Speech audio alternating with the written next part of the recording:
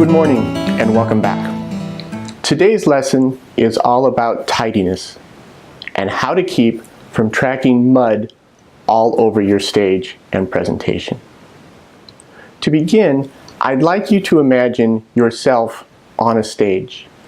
And by stage, I mean any place that you are delivering and exchanging information with the client. That could be at a table, that could be in front of them in an interview, it could be on an actual stage. Now, I'd like you to imagine on one side of that stage is a big pile of dirt, and the other side of that stage is a big puddle of water. Now, your objective is to present your message without turning that into a big mud puddle by the end of your presentation. Do you think you can do it?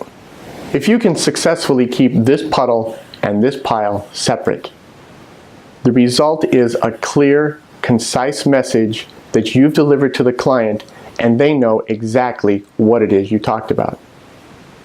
If you don't keep them separate and you muddle them together, what you do is muck up your message, leaving it confused and unclear, and leaving the client to sort it out, trying to figure out exactly what it is you talked about. When you leave that presentation room, which do you want to leave? A clean stage or a big pile of muck for the client to clean up? In the opening of this module, we talked about choreography. And now you know choreography is something that you need to do when you're going to meet with and present to a client. Today, what we're going to talk about is an extension of that choreography and how to present your information to the client without getting yourself and the client all dirty.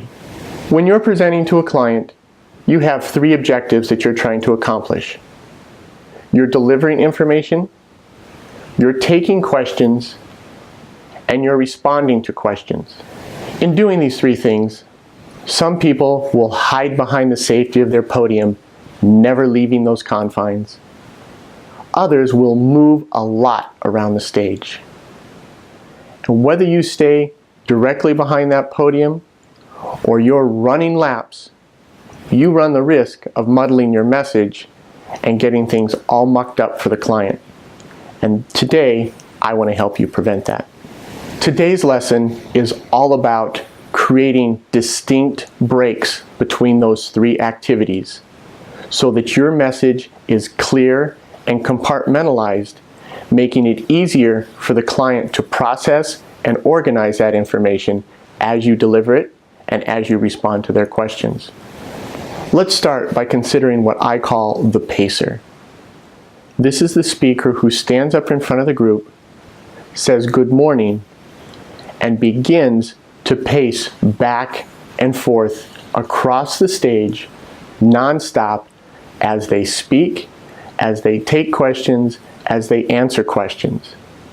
And by the end of the presentation, their stage is an absolute mucky mess of muddled together messages and answers and questions and concepts. It's very difficult to sort out what the pacer has talked about. The wanderer is a modification of the pacer. The wanderer is somebody giving adequate space will simply move all over the place, back, forth, side to side, in and amongst the crowd.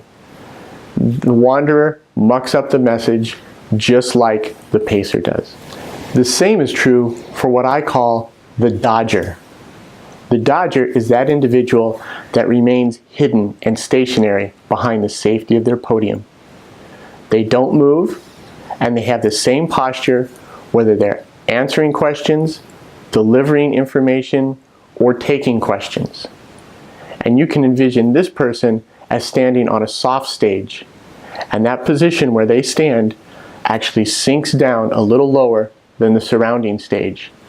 And that dirt and that water just flows to their feet. And by the time they're done with their presentation, they're knee-deep in that same muck that the pacer created. Movement in a presentation is good. In fact, movement, if it's available to you as an option, is preferable. However, movement simply for movement's sake is bad. As we talked about in the last video, from the moment that door opens until the moment that door closes, you are on with the client. And the quality of the message that you deliver is completely up to you. To help you keep your stage clean, what I'm going to talk about today is called the break and breathe technique. And this is a simple technique to help you compartmentalize all of your information and keep your stage clean as a whistle and your message to your client as clear as can be. The break and breathe is simple to execute. It just requires some planning and a little bit of practice. Now that you know that choreography is necessary for a successful presentation, as you're choreographing your presentation, you need to develop 3 distinct points on your stage or within the area you're working in. And this can even be behind a podium. In choreographing the break and breathe, point A is that location in your area that you will deliver information from. Point B is that location from which you will take questions from the audience. And point C is another distinct location from which you will answer questions from for your client or the audience. These 3 locations need not be extreme within the area you're working in. They can be subtle, but they need to be distinct. Here's how the break and breathe works. And I should mention that it works for yourself if you're the only one presenting, obviously. But if you have a group presenting, the group uses these same points as well. Now, here's how the break and breathe works. I'm standing here now presenting information to you from this location on the screen. As I come to a stopping point and there's a place for questions, I do this as some member of the audience raises their hand.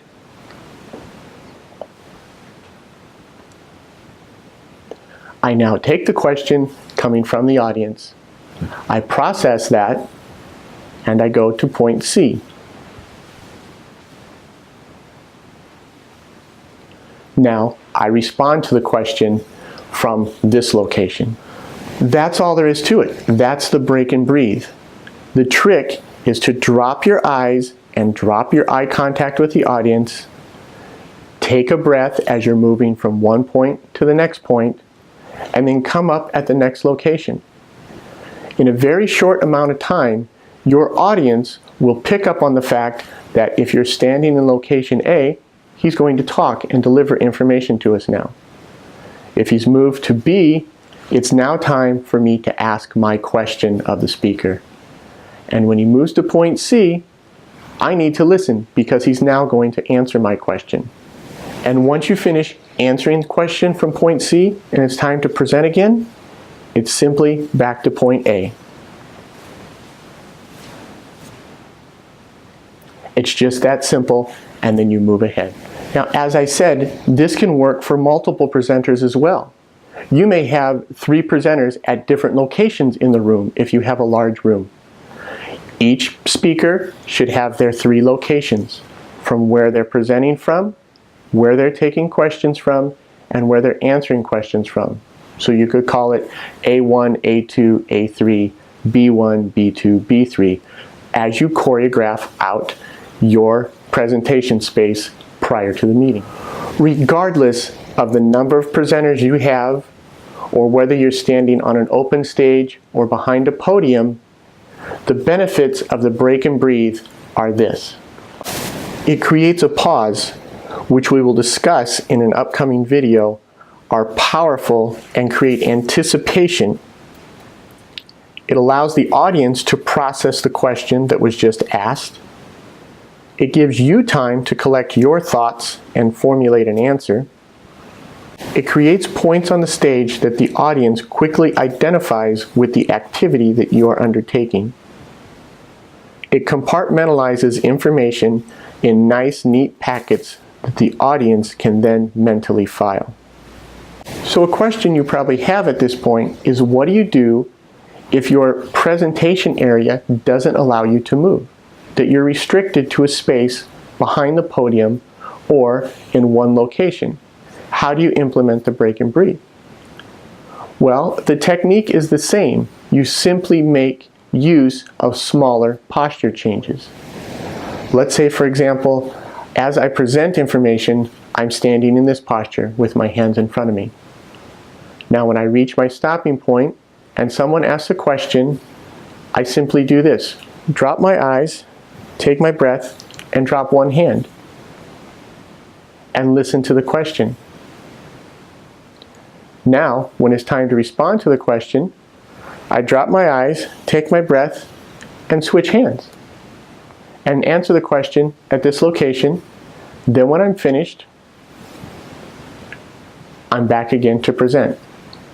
If you wear glasses, glasses on, glasses off will do the same thing. If you have a pen in your hand, holding the pen, putting the pen down at those distinct locations of delivering information, taking questions, and answering questions. Just simply change your posture to a consistent posture depending on what it is you want to do. Start to give that a try.